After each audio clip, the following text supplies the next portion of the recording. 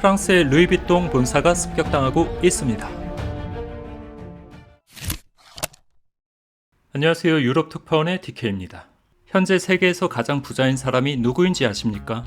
그것은 테슬라의 창업주 일론 머스크도 아니고 아마존의 경영자 제프 베이조스도 아닙니다. 바로 프랑스의 베르나르 아흐노, LVMH 그룹의 수장입니다. LVMH 그룹은 루이비통, 지방시, 디오르, 샴페인에서는 무에트, 돈페리뇽, 그 외 이름만 들어도 알 수 있는 수많은 권위 있는 브랜드를 갖고 있는 세계 최대 규모의 명품 그룹입니다. 우리가 잘 알고 있는 이 명품 그룹이 왜 프랑스에서는 미움의 대상이 되고 있는 걸까요? 그것은 최근 발생한 프랑스 연금 개혁 때문입니다. 국민연금의 수령 나이를 연장하는 개혁안 때문에 프랑스 국민들은 돈이 더 많은 부자에게 그 분노를 돌리고 있습니다. 현재 베르나르 아흐노의 재산은 2137억 달러, 하나로 213조 원 정도로 추정됩니다. 이것은 한국 1년 예산의 30%와 맞먹는 수준입니다. 그는 어떻게 세계 최고의 부자가 됐을까요? 베르나르 아흐노는 한국에서 흔히 말하는 금수저 집안에서 태어났습니다. 그는 프랑스 북부 지역에서 건설업을 하던 부모님 밑에서 경영 수업을 받았으며 20대의 나이로 자신의 첫 회사를 창업하였습니다. 그는 뛰어난 경영자로 평가받기도 하지만 처음에는 사업의 실패와 파산도 경험한 평범한 인물이기도 합니다.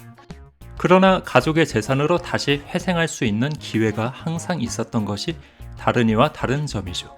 그렇기 때문에 그가 가졌던 기회는 모두에게 주어진 것이 아니라는 프랑스인들의 평가도 이어지고 있습니다. 베르나르 아흐노, 그가 세계 최고 부자에 오를 수 있었던 것은 다른 회사들처럼 새로운 것을 발명하거나 혁신을 가지고 사업을 했기 때문이 아닙니다. 가치에 비해 저평가되었거나 어려움에 처한 회사를 찾는 재무 능력이 그의 성공 비결 중 하나죠. 이것은 그가 페이스북이나 테슬라, 애플과 같이 현대 기업들이 추구하는 발명과 혁신을 기반으로 성공한 것이 아니라 그저 투자자로서 성공했다는 평가를 받는 이유 중 하나입니다. 그는 1984년 처음으로 자신의 이름으로 부사기라는 섬유그룹을 구매하였으며 본격적으로 패션 사업에 뛰어들게 됩니다. 사실 이 LVMH 그룹은 베르나르 아흐노가 만든 것이 아닙니다.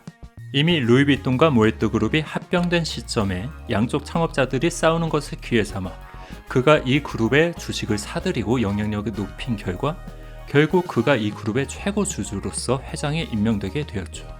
그는 LVMH 그룹을 손에 얻은 후 가능성이 있는 모든 회사를 사들였습니다. 프랑스의 셀린, 게을랑, 그리고 해외의 마크 자코브, 펜디, 리모바, 미국 회사 티파니앤코 같은 회사를 멈추지 않고 사들이게 됩니다. 여러분이 이 사실을 알고 난 후 유럽의 길거리와 쇼핑몰을 걷다 보면 수많은 브랜드가 이 LVMH 그룹의 것이라는 것을 우리는 알 수 있죠. 이렇게 인수한 회사를 마케팅을 하고 안정적으로 수요를 만들며 끝없이 발전시키는 것이 세계 최고의 부자 베르나르 아흐노의 성공 전략입니다. 이렇게 LVMH 그룹은 세계 최고의 명품 그룹이 되었죠. 베르나르 아흐노는 언론 앞에서 말을 많이 하는 경영자가 아니지만 항상 언론사는 그를 물고 뜯고 치세우며 주목합니다. 때로는 존경과 국가의 자긍심을 드높이는 인물로, 때로는 돈으로 돈을 버는 그저 살찐 돼지로 비판받기도 하죠. 이 같은 배경을 바탕으로 이번에 시위대에 의해 루이비통 본사가 습격당하게 되었습니다. 이렇게 그가 프랑스인의 분노의 대상이 된 것은 그저 어제 오늘의 일이 아닙니다. 항상 프랑스의 개혁이 있거나 빈부의 격차로 인한 사회 갈등이 발생하면 항상 사람들의 입에 오르내리는 분노의 대상이 되었었습니다. 그래서 어떻게 보면 그가 이번 비난의 대상이 된 것은 그저 연금 개혁만의 문제가 아니라고 볼 수 있습니다. 대다수의 프랑스인들이 매우 가난해지는 상황에서 세계 최고의 명품 그룹을 소유하고 있으며 세계 최고의 부자인 사람이 프랑스인이라는 것은 그들에게 매우 모순적인 모습으로 보일 것입니다. 그 결과 이 세계 최대의 명품 브랜드 그룹의 회장 베르나르 아흐노는 프랑스인들에게 존경의 대상과 분노의 대상, 서로 다른 이면의 모습을 모두 갖고 있죠. 아마도 이번뿐만 아니라 다음 그리고 다다음 시위에서도 명품 그룹과 베르나르 아흐노는 항상 그 분노의 대상이 될 것입니다.